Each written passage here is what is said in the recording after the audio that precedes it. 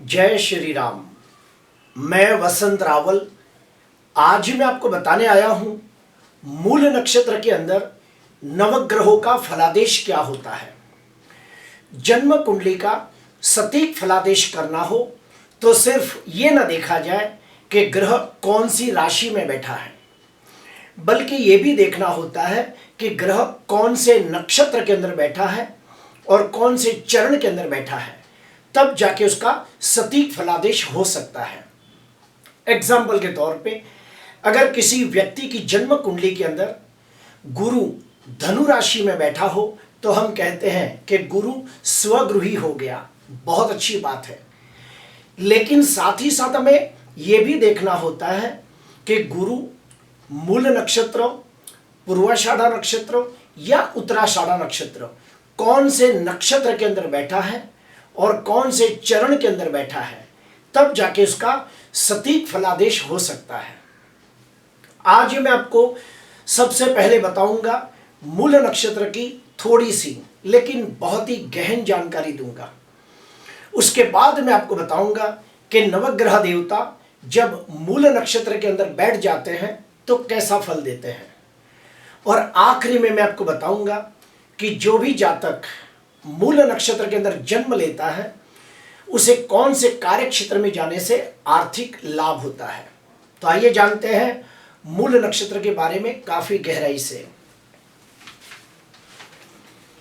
मूल नक्षत्र का दशानाथ है केतु ग्रह देवता, अर्थात जो भी व्यक्ति मूल नक्षत्र के अंदर जन्म लेता है समझ जाना चाहिए कि उसका जन्म केतु की विंशोत्तरी महादशा में हुआ है और केतु की विंशोत्तरी महादशा 7 वर्ष के लिए आती है। मूल नक्षत्र के देवता है निरुति।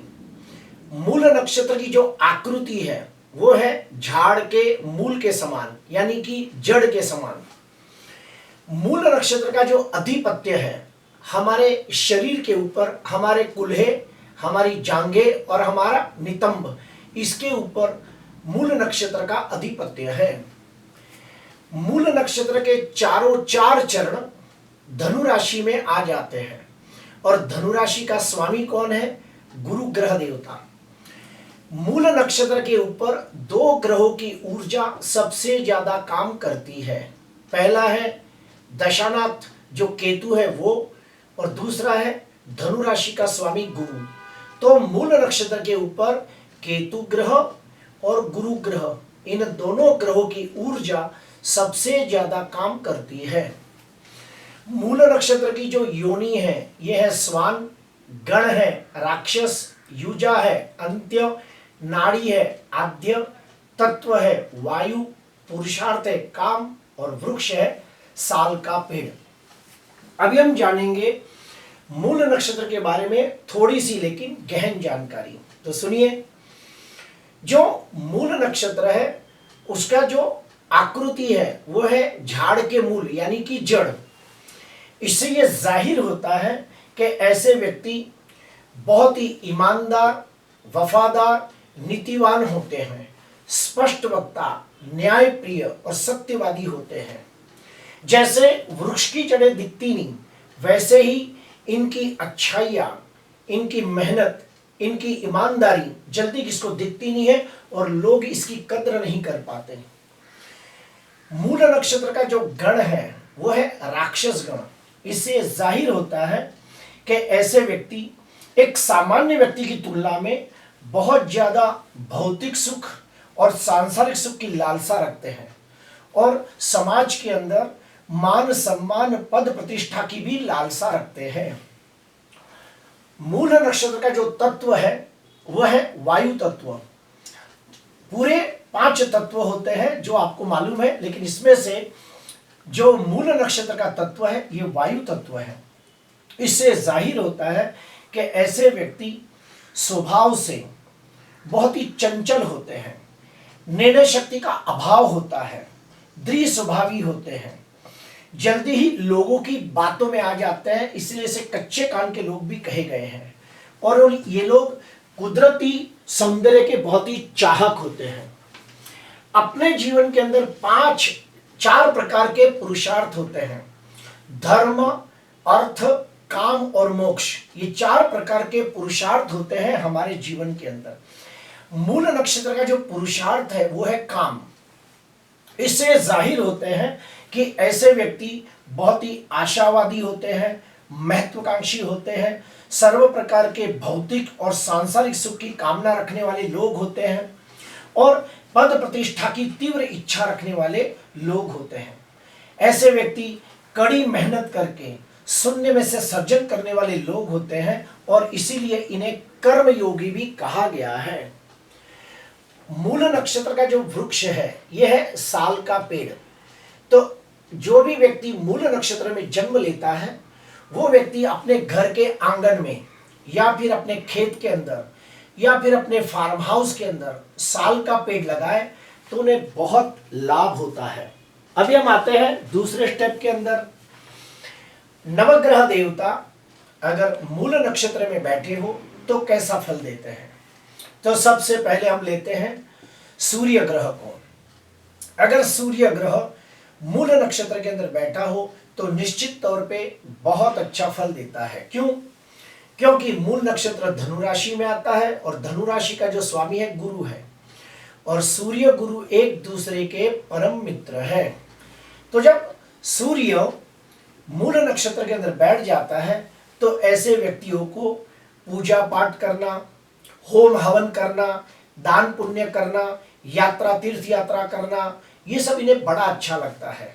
इन व्यक्तियों को वेद, शास्त्र, पुराणों का ज्ञान प्राप्त करना बहुत अच्छा लगता है। ज्ञानवर्धक वीडियो देखना, सीरियल देखना इन्हें बड़ा अच्छा लगता है। इन्हें भागवत सुनना, प्रवचन सुनना, कथा सुनना इन्हें बड़ा अच्छा लगता है। इनका भाग्योदय 25 साल की उम्र में हो जाता है और देखा गया है कि इनका भाग्योदय जन्म स्थान से दूर जाने से होता है। इनकी जो संतान होती है ये बड़ी बुद्धिमान, गुणवान, तेजस्वी और नसीबदार होती है और संतान के जन्म के बाद ही इनका भाग्योदय होता है। पिछले जन्म के जो अच्छे पुण्य किए हैं, अच्छे कर्म किए हैं, उसके वजह से इस जन्म के अंदर इन्हें हर चीज टाइम टू टाइम मिल जाती है, कम मेहनत में मिल जाती है और ये लोग बड़े भाग्यशाली भी होते हैं। अभी आते हैं दूसरे नंबर पे चंद्र। अगर चंद्र मूल नक्षत्र के अंदर बैठा हो तो निश्चित तौर पे बिल्कुल अच्छा फल नहीं देता। क्यों? तो उसका कारण मैं आपको बाद में बताऊंगा। ऐसे व्यक्ति अगर पढ़ाई करने जाए तो उनकी पढ़ाई के अंदर बहुत सारी दिक्कतें, अड़चने, रुकावटें आती हैं। ये लोग चाह कर भी हायर एजुकेशन हासिल नहीं कर पाते, मास्टर डिग्री हासिल नहीं कर पाते, क्योंकि जब चंद्र मूल नक्षत्र में होता है तो उन्हें मूल नक्षत्र शांति पूजा करने को भी कहा जाता है। तो जो भी बच्चे मूल नक्षत्र के अंदर जन्म लेते हैं उनके पैदा होते ही 1 साल के अंदर और 15 साल के आसपास उनकी फिर से मूल नक्षत्र शांति पूजा करनी चाहिए, वरना ऐसे बच्चों की पढ़ाई के अंदर बहुत सारी दिक्कतें, अड़चने, रुकावटें आती है और वो चाह कर भी मास्टर डिग्री हासिल नहीं कर पाते। और 100 में से जो 5-10% डिग्री हासिल कर ले तो वो डिग्री का उन्हें लाभ ठीक से नहीं होता। जिसका भी चंद्र मूल नक्षत्र में बैठा हो ऐसे बच्चे स्वभाव से जिद्दी, हठी, गुस्से वाले होते हैं, आलसी और लापरवाह होते हैं। जिनका भी जन्म मूल नक्षत्र में हुआ हो अर्थात चंद्र मूल नक्षत्र में हो तो ऐसे व्यक्तियों का अपने कुटुंबी व्यक्तियों के साथ, अपने करीबी रिश्तेदारों के साथ भी हमेशा मतभेद, टकराव, खिटपिट होता रहता है। ऐसे व्यक्तियों का भाग्योदय 45 साल के बाद शुरू होता है। ऐसे व्यक्ति अगर तीर्थ यात्रा में जाए, दान पुण्य करे, पूजा पाठ करे, होम हवन करे तो उन्हें बड़ा लाभ होता है, ये देखा गया है। अभी आते हैं मंगल। मंगल ग्रह मूल नक्षत्र में बैठा हो तो निश्चित तौर पे बहुत अच्छा फल देता है। क्यों? क्योंकि मंगल का राशि स्वामी गुरु के साथ मित्रता का संबंध है। तो मंगल जब मूल नक्षत्र में बैठ जाता है तो ऐसे व्यक्ति शरीर से स्वस्थ, तंदुरुस्त, निरोगी होते हैं। ऐसे व्यक्ति बहुत ही मेहनतू, साहसिक, पराक्रमी होते हैं। ऐसे व्यक्तियों को सुरक्षा क्षेत्र के अंदर जाने से बड़ा लाभ होता है, जैसे कि पुलिस खाता, army, navy, military, CRPF, BSF, home guard, अग्निशामक जैसे सुरक्षा क्षेत्र में जाने से बड़ा लाभ होता है। ऐसे व्यक्ति बड़े साहसिक होते हैं और वो किसी दूसरों की रक्षा के लिए अपनी जान की बाजी भी आसानी से लगा देते हैं। ऐसे व्यक्ति अपनी मेहनत से, अपनी काबिलियत से, अपने दमखम पर शून्य में से सर्जन करने वाले लोग होते हैं, जीरो में से हीरो बनने वाले लोग होते हैं, अपने भाग्य का निर्माण अपने हाथों से करते हैं। ऐसे व्यक्तियों का अपने छोटे भाई बहनों के साथ हमेशा मतभेद, टकराव, खिटपिट होता रहता है। ऐसे व्यक्ति बेफिजूल में बहुत सारा धन खर्च करते हैं, अपनी इच्छा की पूर्ति के लिए कहाँ भी बिना सोचे समझे धन खर्च कर देते हैं। अभी आते हैं बुध ग्रह देवता। अगर बुध ग्रह देवता मूल नक्षत्र में बैठा हो तो मध्यम फल देता है। ऐसे व्यक्ति स्वभाव से विनम्र, विनयी, विवेकी, न्यायप्रिय, सत्यप्रिय, व्यवहार कुशल लोग होते हैं। अपनी जिम्मेदारियों को पूरी ईमानदारी, वफादारी, नीति से निभाने वाले लोग होते हैं। स्वमानी, स्वाभिमानी और खुददार भी होते हैं। ऐसे व्यक्तियों को बैंक लोन आसानी से मिल जाता है और ये लोग अपने शत्रुओं को बुद्धि से परास्त करते हैं, इसीलिए इन्हें शत्रुंजय भी कहा गया है। ऐसे व्यक्ति बुद्धि के द्वारा अपना भाग्योदय करते हैं। 32 साल के बाद इनका भाग्योदय शुरू होता है। अगर ऐसे व्यक्ति व्यापार के क्षेत्र में जाए तो कम समय के अंदर धनवान, यशवान, कीर्तिवान बनते हैं और ये लोग अपनी बुद्धि के द्वारा धन अर्जित करते हैं। अभी आते हैं गुरु ग्रह। गुरु ग्रह मूल नक्षत्र के अंदर बैठा हो तो निश्चित तौर पे बहुत अच्छा फल देता है। क्यों? क्योंकि मूल नक्षत्र धनु राशि में आता है और धनु राशि के अंदर गुरु स्वगृही हो जाता है। तो गुरु जब मूल नक्षत्र में बैठा हो तो निश्चित तौर पे बहुत अच्छा फल देता है। ऐसे व्यक्ति अत्यंत बुद्धिमान, गुणवान, संस्कारी होते हैं, विनम्र, विनयी, विवेकी होते हैं, व्यवहार कुशल लोग होते हैं, सामाजिक होते हैं और धर्म प्रिय लोग होते हैं। ऐसे व्यक्ति बहुत ही विद्वान, ज्ञानी, धार्मिक और आध्यात्मिक लोग होते हैं।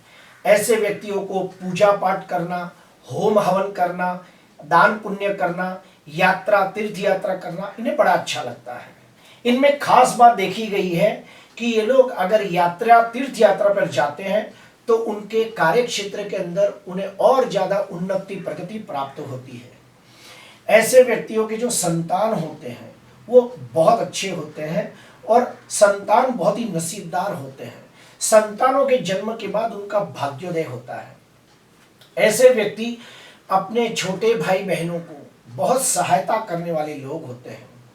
ऐसे व्यक्ति बुद्धि और ज्ञान के द्वारा धन अर्जित करते हैं और बुद्धि और ज्ञान के द्वारा ही समाज के अंदर मान, सम्मान, पद प्रतिष्ठा की प्राप्ति भी करते हैं। अभी आते हैं शुक्र ग्रह के द्वारा। तो अगर शुक्र मूल नक्षत्र में बैठा हो तो मध्यम फल देता है। क्यों? क्योंकि शुक्र का राशि स्वामी गुरु के साथ कहीं ना कहीं शत्रुता का संबंध होता है। तो शुक्र जब मूल नक्षत्र के अंदर बैठ जाता है तो ऐसे व्यक्ति धर्म को तो मानते हैं लेकिन धर्म का आडंबर करना उन्हें बिल्कुल अच्छा नहीं लगता। वो तर्क संगत होते हैं। ऐसे व्यक्ति अपनी रूढ़ियों को, रीति रिवाजों को, परंपराओं को ज्यादा तवज्जो नहीं देते। हाँ, उनको मानते हैं लेकिन उसके ऊपर एकदम ज्यादा अंधविश्वास नहीं करते। ऐसे व्यक्तियों को देश विदेश की यात्रा करना बहुत अच्छा लगता है और इनमें और एक खास बात देखी गई है कि इनका भाग्योदय 25 साल की उम्र में ही शुरू हो जाता है। विवाह के बाद इनका भाग्योदय शुरू हो जाता है। इनकी जो पत्नी होती है और उनके घर पे जो कन्या रत्न का जन्म होता है वो बड़े नसीबदार होते हैं। यानी कि इनकी पत्नी भी बहुत नसीबदार होती है और उनके घर में जो लड़की का जन्म लेती है वो लड़की भी बहुत भाग्यशाली होती है और उन दोनों के आने के बाद इनके भाग्योदय में बहुत ज्यादा वृद्धि होती है।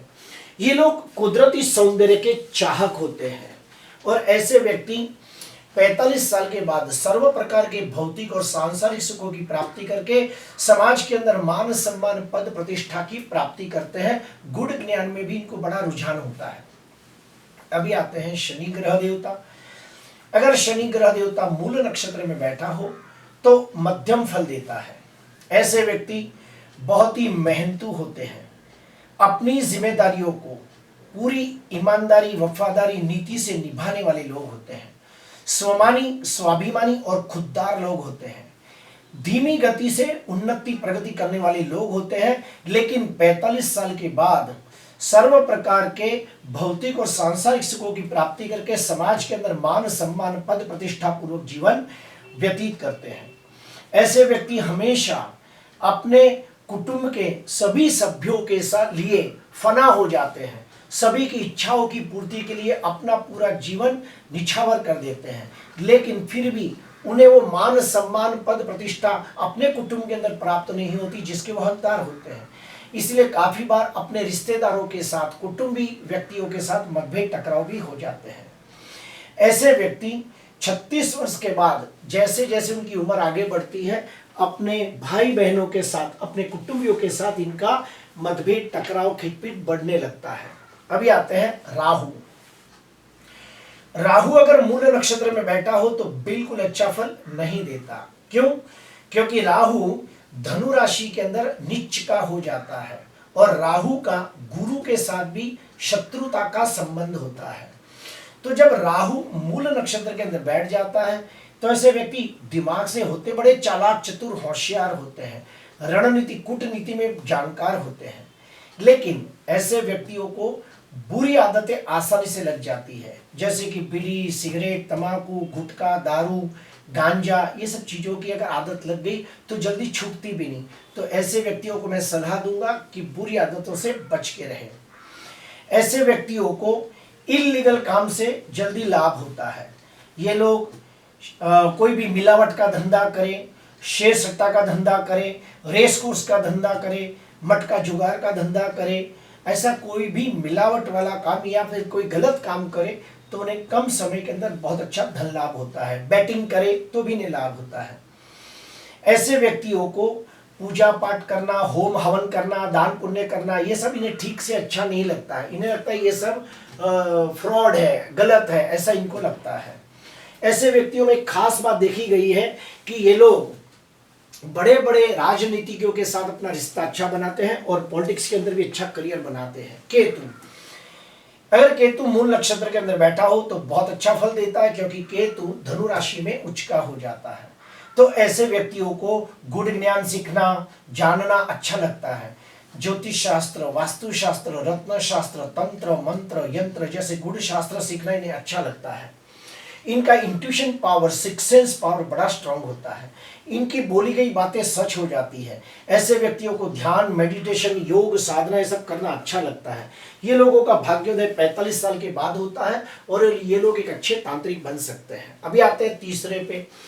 जो भी व्यक्ति जातक का जन्म मूल नक्षत्र में हुआ हो वो क्या क्या कार्य क्षेत्र में जा सकते हैं। तो ये लोग अच्छे फिजिशियन, जर्नलिस्ट बन सकते हैं, अकाउंटेंट, ऑडिटर, बैंक के अंदर नौकरी कर सकते हैं, एक अच्छे ज्योतिषकार, वास्तुशास्त्री, रत्नशास्त्री, तंत्र मंत्र यंत्र शास्त्री बन सकते हैं, शिक्षक, प्रिंसिपल, आचार्य, पूजा पाठ की दुकान जैसे कार्य कर सकते हैं, शेयर बाजार में जा सकते हैं, कथाकार, प्रवचनकार, मेडिटेशन जैसे कार्य कर सकते हैं। प्रिय दर्शकों, जो मूल नक्षत्र ये अच्छा नक्षत्र नहीं माना गया है। अगर किसी भी जातक का जन्म मूल नक्षत्र में होता है तो पैदा होते ही 1 साल के अंदर और फिर 15 साल के अंदर उन्हें शांति पूजा अवश्य करनी चाहिए, वरना उनकी पढ़ाई के अंदर बहुत सारी दिक्कतें आती है। तो मेरा मूल नक्षत्र के ऊपर भी वीडियो अलग से बनाया हुआ है कि मूल नक्षत्र दोष की शांति पूजा कैसे करें। प्रिय दर्शकों, मूल नक्षत्र अच्छा नक्षत्र नहीं है, इसलिए उसके पैदा होते ही कोई भी जातक मूल नक्षत्र में पैदा हो तो उसकी मूल नक्षत्र शांति पूजा अवश्य करें, वो भी अपने घर के अंदर नहीं, घर से 10-15 किलोमीटर दूर किसी मंदिर में जाके। आज के लिए बस इतना ही। आपको अच्छा लगा तो जरूर लाइक करें, सब्सक्राइब करें। नमस्कार।